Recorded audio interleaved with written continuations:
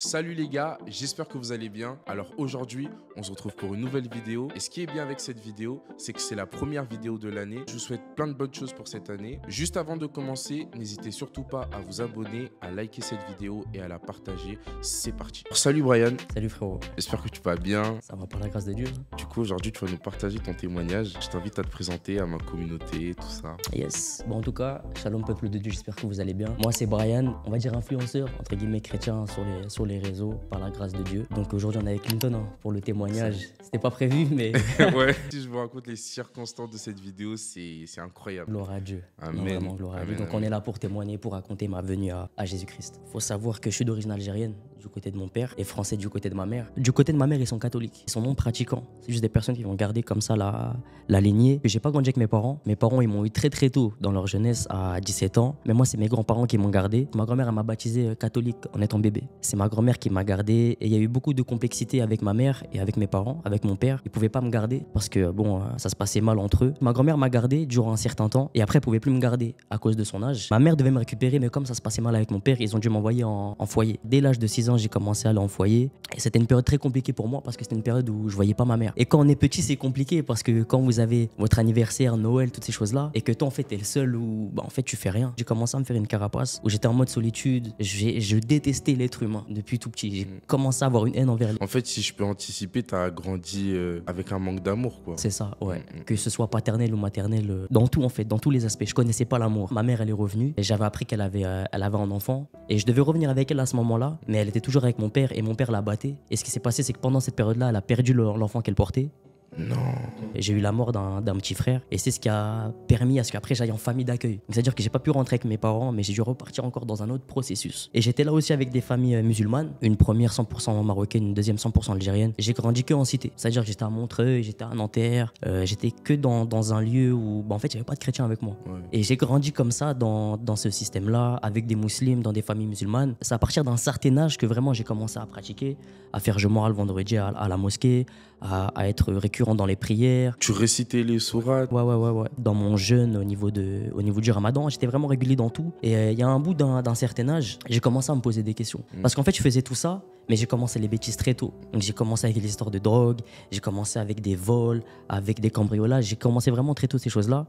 Et il y a un point, à 15-16 ans, j'ai commencé à me dire, mais comment ça se fait que je suis musulman et que ma vie elle est comme ça? Parce qu'en fait c'est quelque chose qui ça va pas. En fait il y a aucun changement dans ma vie malgré que je sois. Mais dis-moi, j'ai une question qui me vient à l'esprit. C'était comment cette époque où tu étais musulman? Genre, qu'est-ce que tu ressentais pendant que tu priais? Est-ce que tu avais un lien avec Dieu? Est-ce que tu voyais que tes amis musulmans avec qui tu pratiquais ressentaient quelque chose, où il y avait un changement dans leur vie, tout ça? Non, il y avait pas de changement, il y avait rien. En fait je faisais parce qu'il fallait faire. C'est vraiment, j'ai l'impression que je faisais parce qu'il fallait faire. Je le faisais par crainte aussi, plus que par amour. C'était plus de la crainte. Ouais, parce que on avait peur de l'enfer, hein. Ouais. Avec les bêtises, tout ça, on avait peur de tout ça. On avait peur du châtiment, donc j'étais beaucoup dans la crainte. Comme tout le monde le fait, tu le fais aussi. Tu vois, c'est pas comme l'état en Christ, c'est pas la même chose, c'est pas relationnel, c'est pas quelque chose de personnel. Donc c'est-à-dire ça a été toute une fréquentation aussi, tu vois, le fait que ce soit quelque chose de familial aussi du côté de mes parents. Donc c'est-à-dire j'ai gardé tout ça et je me suis conformé, tu sais, je me suis pas posé forcément 10 000 questions. J'ai dit c'est la seule vérité, c'est ce que j'entends depuis que je suis tout petit. En mode, pour moi, il n'y avait pas de question à se poser, tu vois, c'était c'était sûr. Parce que peu importe l'intégrité que je pouvais avoir dans cette religion, en fait, j'avais aucunement la certitude de mon salut. C'est-à-dire que peu importe le degré de sainteté, de sanctification que je pouvais avoir là-dedans, en fait, j'avais jamais la certitude de mon salut. Waouh. Tu vois, en fait, cette paix-là, je l'avais pas dans l'islam. J'avais pas ça. Et je me suis dit, il faut que j'arrête. En fait, il faut que j'arrête, il faut que je sache quelle est la vérité. Parce que pour moi, tu peux pas être croyant, être à fond dans une relation avec Dieu et tu sais pas où tu vas terminer. Bah ouais. Tu vois, c'est une incertitude. Tu vis pas dans la paix.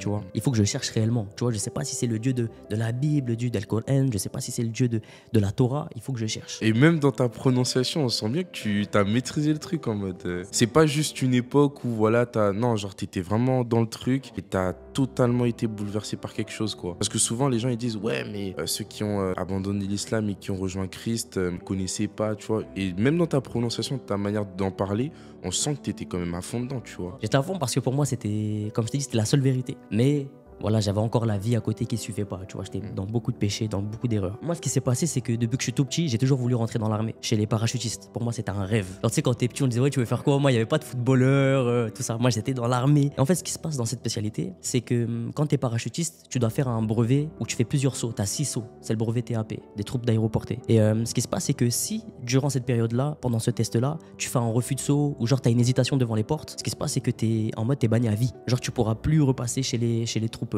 aéroportées. Moi, j'étais quelqu'un, je prenais pas trop l'avion. Et dès le premier saut, en fait, tu sautes tout seul. Faut savoir que tu sautes tout seul. Genre, dès le premier saut. T'as une semaine d'instruction, tu sais, voilà, terre à terre. Mais la première fois que tu sautes, c'est en mode tu sautes. Et il y a personne avec toi. Durant la période où j'ai commencé à vouloir entrer dans l'armée, j'ai commencé à prier Dieu, mais sans dénomination.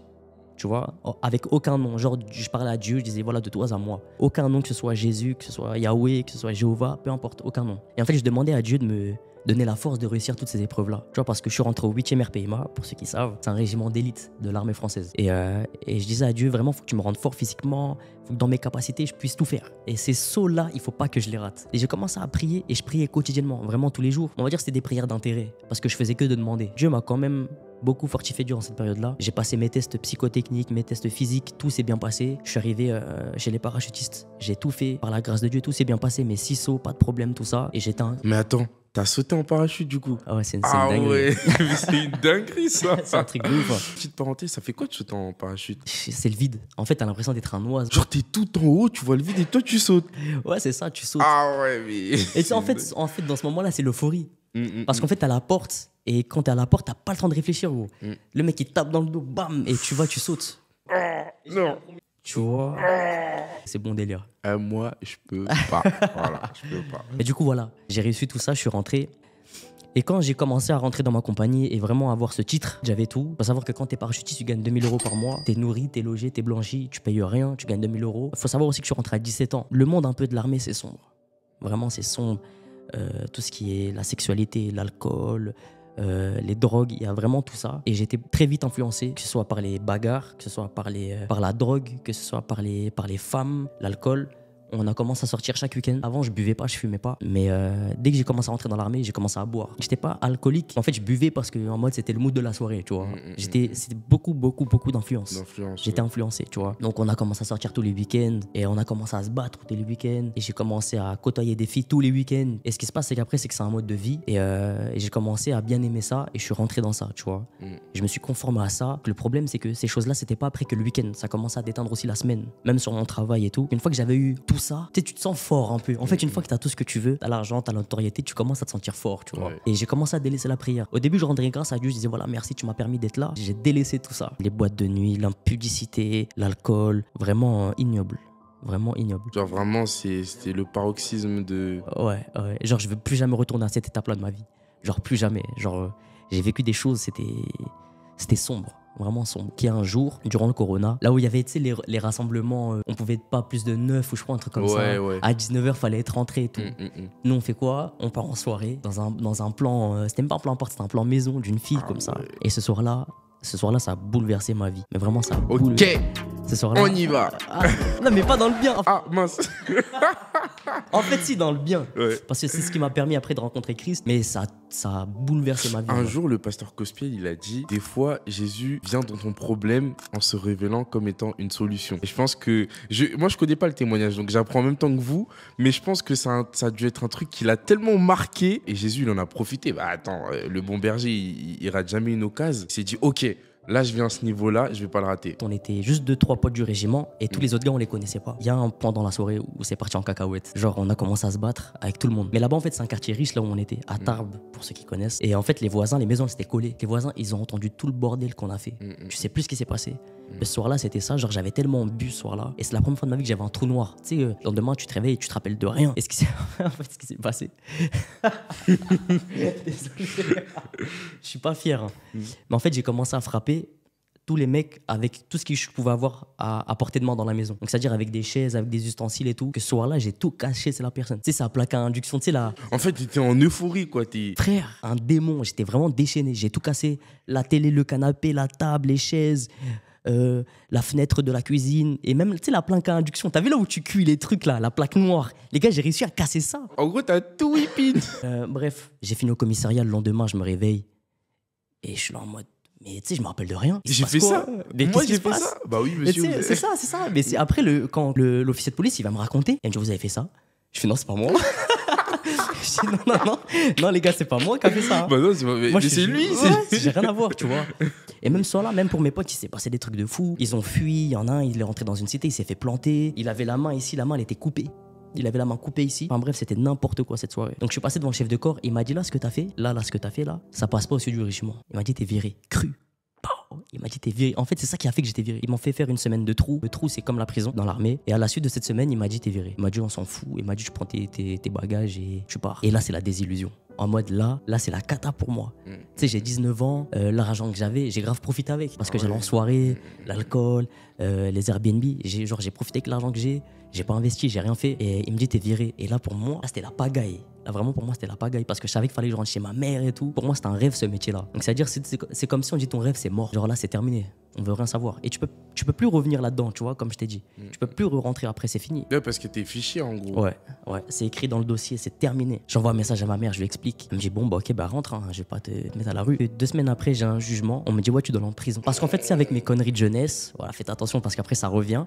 J'avais déjà 2 ans de sursis ferme. Et ce qui m'a sauvé, par la grâce de Dieu, la femme chez qui j'ai tout cassé, elle a dit, écoutez, il est jeune, c'était l'euphorie, il a fait une bêtise, c'est pas grave. Au pire, il repaye tout ce qu'il a cassé. Frère, j'avais 10 000 euros à payer. Soit 10 000 euros, soit prison. Et les 10 000 euros, c'est ce qui me restait. Tu vois, c'est quoi? C'est pile poil les économies qui me restaient. Et là, j'étais face à un dilemme. Parce qu'en fait, c'est tout l'argent que j'avais. Et c'était soit je donne tout ce que j'ai plus rien. Après, je suis en mode, voilà, casse départ. Ou soit je pars en prison. Frère, j'ai payé. Bah attends, bien sûr, j'ai payé. Je paye, je passe le jugement. Vous aurez fait quoi, vous? Payer ou aller en prison? Moi, franchement, je paye. Hein. Ouais, si t'as les sous, c'est bon. Ouais, mais si t'as pas les sous, après, bon, voilà. Mais par la grâce de Dieu, c'est pile poil ce qui me restait. En fait, c'est comme si le plan de Dieu, il était acheminé depuis le début. Après, par la suite, c'est emboîté vraiment comme un puzzle, tu vois. Wow. Plus de travail, plus d'argent. J'avais 19 ans. C'est là où Dieu est venu me chercher, en fait. C'est vraiment dans ma tristesse, dans ma détresse que Christ est venu, tu vois. Je me suis mis dans ma chambre et c'est là où Christ m'a vraiment visité. Je me suis posé. Et tu sais, j'étais vraiment incrédule. En mode, je disais à Dieu, donc toi là, tu permets que je sois viré, que j'ai plus d'argent alors que c'est toi qui as permis ce travail. Incrédule. Non mais quel culot alors que c'est lui qui a tout foutu en l'air. Et j'étais en mode vénère contre lui. Je dis, mais pourquoi tu permets ça? C'est pas normal et tout. Et c'est comme si en mode, il fallait que ça sorte pour qu'après il y ait un calme. Tu vois, j'ai exposé tout ça et j'avais plus la force de parler. Et il y a eu un silence, frère. Et c'est là où j'ai une voix dans ma tête qui me parle, qui me dit prie au nom de Jésus. Genre, tu sais, comme ça. Et moi, j'étais en mode c'est quoi ce délire là? Si je pète les plombs, genre, qu'est-ce qui se passe? C'était le Saint-Esprit, mais tu sais, à cette époque-là, j'avais pas la notion de ça. Bah oui. Et pour moi, c'était impossible de prier au nom de Jésus. Parce que même si j'avais quitté l'islam, l'image que j'avais de Christ, c'était Isa alayhi salam, c'était un prophète, c'était pas le fils de Dieu. Pour moi, c'était impossible. Et cette voix m'a redit prie au nom de Jésus, qu'est-ce que t'as à perdre? Genre, en mode, tu perds quoi de dire Jésus-Christ? Genre, prie juste comme ça, je dis juste son nom. Du coup, je le fais. Et je commence à dire Jésus. Et dès que j'ai dit Jésus, frère, j'ai ressenti quelque chose que je n'avais jamais ressenti dans l'islam, frère. Peu importe, dans tout. J'ai ressenti une présence. Frère, c'était tellement lourd. Tu sais, c'est dans l'atmosphère, en fait. Tu sais, c'est spirituel. C'est pour ça qu'on dit que Jésus-Christ, on peut en parler, mais c'est quelque chose qui s'expérimente. Tu vois, Jésus dit, Seigneur Jésus, j'ai ressenti une présence et vite, j'ai un amour qui m'a enrobé. Et en fait, je savais pas ce que c'était cet amour-là parce que c'est un sentiment.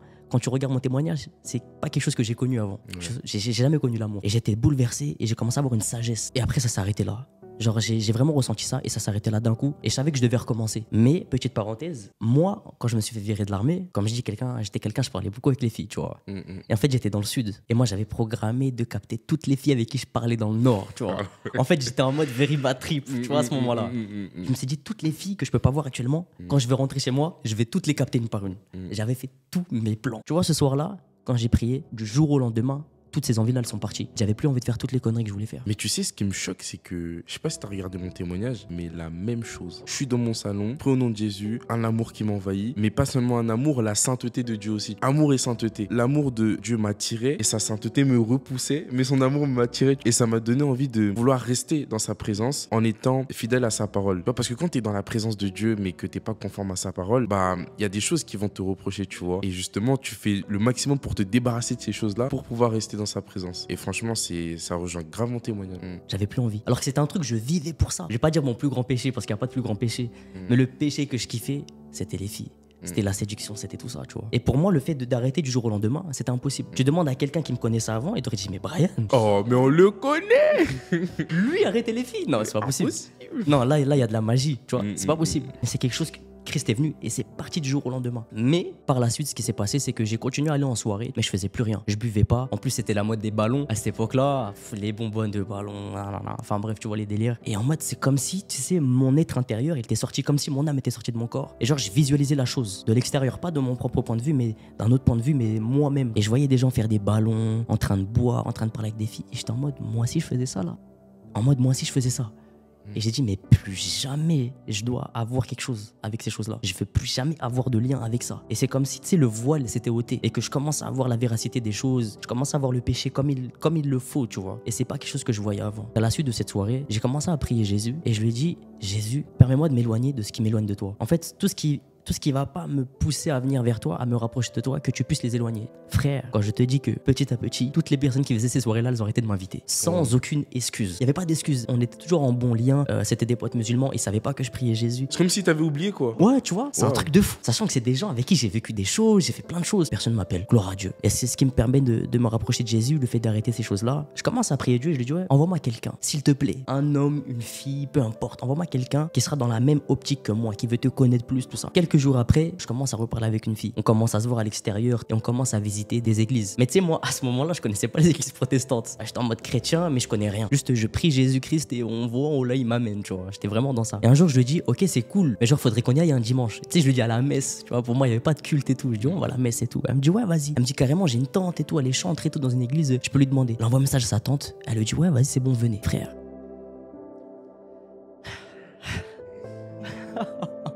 Moi, tu sais, église protestante, je connais pas tout ça. Elle dit, écoute, venez et tout. Et ce qui s'est passé, c'est que la veille du culte, juste avant le samedi, il y avait une sœur qui faisait un événement chez elle. Genre un peu feu de camp et tout, on parle autour de la Bible, tout ça. Je connaissais pas ces personnes. Hein. Frère, j'arrive devant cette maison, je ressens l'amour. Je vis le spirituel. J'arrive devant la maison et on était en voiture et je savais que c'était cette maison-là. Parce que je ressentais un aura, je sentais vraiment l'amour ressortir de cette chose-là. C'était puissant, je savais que c'était cette maison-là. Je te promets, je rentre dans la maison, je parle avec les gens. Et j'ai l'impression que c'était des anges. Ils étaient tellement purs. Ils reflétaient vraiment l'image de Christ. Ils étaient bienveillants, dans l'amour, pas dans le jugement. Tu vois, vraiment des enfants de Dieu. Et j'ai dit, waouh, mais moi, il faut que je sois comme ça. Comme je t'ai dit depuis le début, j'ai jamais connu l'amour. Que ce soit l'amour d'un père, l'amour d'une mère, l'amour d'une fille, l'amour même, l'amour fraternel, tout ça. Moi, j'ai jamais connu ça. Donc, ça veut dire qu'au moment où je rencontre l'amour, c'est le vrai amour que je rencontre. C'est l'amour du Christ. Et ça me foudroie, en fait. C'est l'amour de Dieu qui... Ah, tu dis des choses fortes, là. Il faut que je change. Il faut que je sois comme ça, tu vois. Et j'ai dit, waouh, donc on peut aimer comme ça. On rentre dans l'église. C'est moi qui rentre en premier. Au moment où je pousse la porte de l'église, je sens comme une personne qui me prend par derrière, tu sais, qui me fait un câlin comme ça, qui s'appuie sur moi. Et j'entends une voix avec un souffle dans mon oreille qui dit,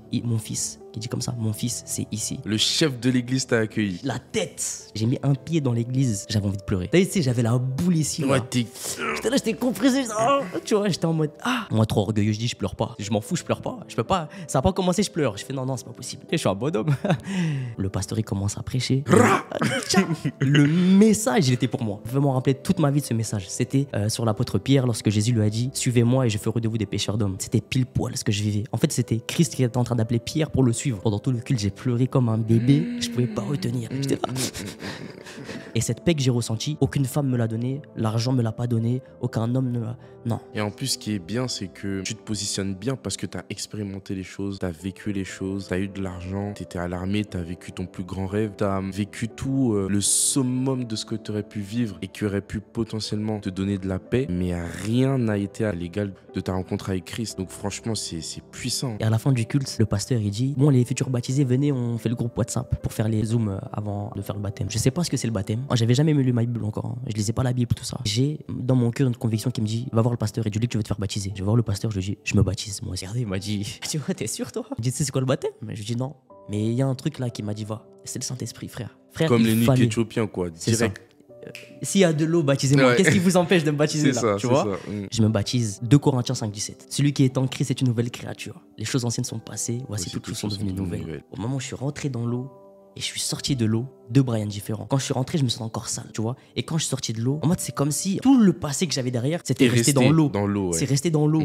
Ça me concerne plus tout ce que tu vas dire. Brian, toi, t'étais ça, Brian. Non, je connais pas ça. Une nouvelle créature. Tu vois, vraiment. Et frère, je lisais pas la Bible. Quand j'ai commencé à lire la Bible, j'ai fait, en fait, c'est une dinguerie. Je suis en train de lire ma vie, frère. En fait, ce qui est écrit là-dedans, là. J'aimerais vraiment insister sur un point, que Brian, il a vraiment insisté à ramener sa Bible sur le lieu du tournage. Et tu sens vraiment qu'il a une relation avec sa Bible. Genre, c'est son ami, et justement, c'est ça, quoi. C'est ça la vérité. Elle est pas ailleurs, la parole de Dieu. Après, par la suite, il y a eu beaucoup de combats. Voilà, c'est pas une fois qu'on donne sa vie à Christ qu'on se baptise que après tout est beau, tout est rose. Il y a encore beaucoup de choses. Le fait que moi j'étais dans l'islam, beaucoup dans le combat par rapport à ça, que ce soit vis-à-vis de ma famille, que ce soit vis-à-vis de mes proches, parce qu'après, t'es obligé d'assumer. Tu peux pas cacher Christ. Une fois que tu lui donnes ta vie, comme le dit la parole, ce n'est plus moi qui vis, c'est Christ qui vit en moi. Et tu mets pas une lumière pour la mettre sous un seau. Tu la mets sur la table et t'éclaires tout le monde, comme le dit la parole. J'ai dit à tout le monde, ouais, je suis chrétien, je donne ma vie à Jésus, voilà, je vais à l'église. Et quand tous tes potes sont musulmans, que t'assumes tout ça, tu vois, t'es un peu combattu. Ouais, mais t'es sérieux. Et nanana. Et tu sais, ça part en débat. On te rejette, quoi. Exactement. Voilà, c'était ça. La solitude encore qui est venue, mais par la grâce de Dieu, il y avait l'église. C'est pour ça aussi que c'est important d'avoir la communion fraternelle, tu vois. Parce qu'il y a beaucoup de gens qui vivent leur foi seuls et c'est pas la bonne solution. Ouais, Qu'il est bon pour des frères et sœurs de demeurer ensemble. Beaucoup de combats, que ce soit après avec l'impudicité, que ce soit avec la masturbation. Avant, on n'a pas la conscience de combattre ces choses-là parce que pour nous, c'est quelque chose de normal. On est mort spirituellement. Pour moi, c'était pas des combats de lutter contre la masturbation, contre la fornication, tout ça. Et c'est une fois que j'ai commencé à être en Christ, que j'ai commencé à prendre conscience de la notion du péché et de la conséquence, du coup, la mort. J'ai dit non, je peux plus accepter ces choses-là. Et c'était dur, tu vois. C'était dur d'arrêter tout ça, c'était dur de... Mais par la grâce de Dieu, par son esprit, à la finalité, on a réussi. Et on est encore dans un processus d'apprentissage, on va continuer à apprendre, on va continuer à combattre. Et après, ça a été la suite logique, hein, les combats qu'on a eus, les combats qu'on a, où voilà, tu commences à refuser d'écouter de la musique mondaine, à refuser de faire des bêtises, entre guillemets. Mais voilà, en tout cas, mon histoire. Lorsqu'on te dit que Dieu n'a pas dit son dernier mot, c'est vraiment cette situation-là. C'est que moi, j'étais à bout. Et j'ai dit à Dieu, mais pourquoi tu permets ça? Dieu n'a pas dit son dernier mot. Ça s'est pas passé comme moi je voulais, mais ça s'est passé comme lui a voulu. Et à la fin, tu as dit, ok, je dépose les armes, Dieu, fais de moi ce que tu veux. Et même aujourd'hui, je pense qu'à travers cette vidéo, il y a des gens qui, comme tu l'as dit, hein, Dieu se manifeste tantôt d'une manière, tantôt d'une autre. À travers une vidéo aussi, il peut se manifester, Amen. il peut se révéler à quelqu'un. Et ça serait l'opportunité pour cette personne d'accepter ce Jésus que tu as rencontré à des personnes qui aimeraient aussi le rencontrer. Si vous êtes là, je vais vous inviter à fermer les yeux, à incliner vos têtes, à poser vos téléphones et à pouvoir répéter après moi. Seigneur Jésus, je ne te connais pas, Père. Mais je désire te rencontrer, Seigneur. Je sais, Père éternel, que tu peux me visiter, Papa, n'importe où. Alors, Seigneur, touche mon cœur, touche ma vie, et que tu puisses faire de moi ce que tu veux. Je désire abandonner tous les mauvais désirs de la chair, que ce soit l'impudicité, que ce soit les distractions de la jeunesse, que ce soit les mauvais désirs, Père. Par ton esprit, aide-moi à quitter ces choses-là et à te chercher davantage, à chercher à te donner ma vie comme tu as donné la tienne pour moi. Au nom de Jésus, Seigneur, je t'ai ainsi prié. Amen. Amen. Waouh. Merci beaucoup, Brian, pour ce joli témoignage. Je vais mettre ses réseaux en description. N'hésitez surtout pas à vous abonner à lui. Il prêche aussi sur les réseaux sociaux. Donc, je vous invite à écouter ses prêches qui sont top et que Dieu vous bénisse abondamment. Soyez bénis.